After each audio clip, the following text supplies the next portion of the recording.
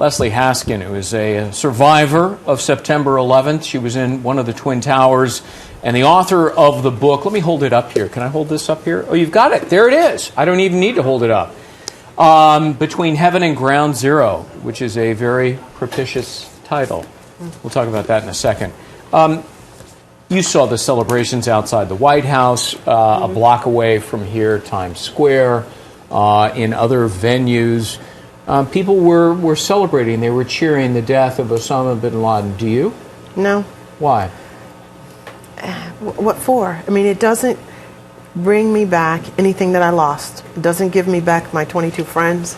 It doesn't give me back the man that I love. I was homeless after 9/11. I was diagnosed with severe post-traumatic stress disorder and committed to a psychiatric hospital. It has been 10 years of all hell breaking loose, literally, in my life. And the death of one man, unless we're talking about Jesus Christ, it just isn't going to fix that for me. Yeah. Talk to us a little bit more about, you suffered PTSD. You were committed, you say, to a psychiatric ward at a hospital? At Cornwall Community Hospital. It was, I was on the 36th floor and in Tower 1 when the first plane hit. And our offices were directly underneath where the plane came in. So we felt it, we heard it, the building shifted and never righted itself. From that minute, it was complete pandemonium. We knew something was very wrong. And what did you do? Everybody started, that's when the mass exodus began. We all started running for the exits. We were screaming.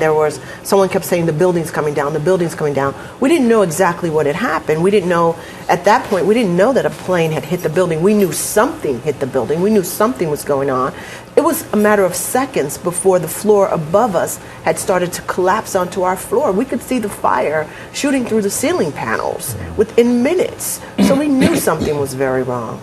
When the plane hit, did the building shake? It shook. It shook, and then it sort of kind of waved a little bit, and then it never really righted itself. So it stayed on this slant the whole time. So from the outside, and here, this is the interesting thing. From the outside, I ask people all the time, what did it look like from the outside? And I've seen the pictures.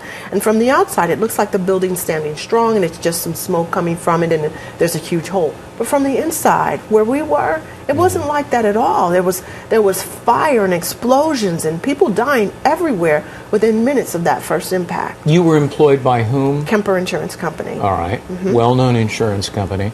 My dad used to be a lawyer for Kemper, by the way. Okay. And talk to us about the people that you lost. 22 of my friends. I had friends at Cantor. I had friends at Kemper, and I was dating a man at Cantor who worked at Cantor and never got out of the building. I was one of only 2 African American executives in this region for Kemper. I had an executive title, corner office, beautiful view of the city. My life was great. My friends were great. My world was great. I had, at that time, a 12-year-old son. We lived upstate New York in the beautiful Catskill Mountains, and my life was perfect until September 11th.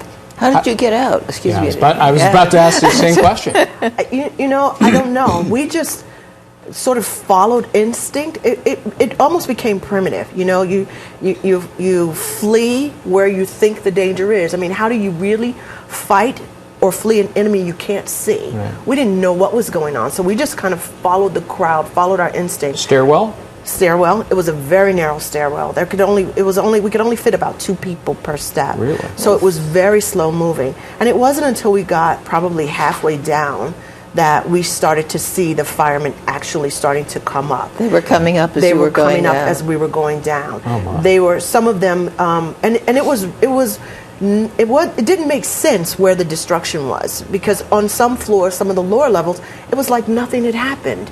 But then on some of the other sides, because we had to leave one stairwell to go into the other because we couldn't go down further in the stairwell that we were in because of the damage that was below us. Right. And that's when I started to see all of the burn victims. There was one woman whose skin was just clearly hanging from her body. It was just everything that you can imagine you would see that day, I saw that day. So you get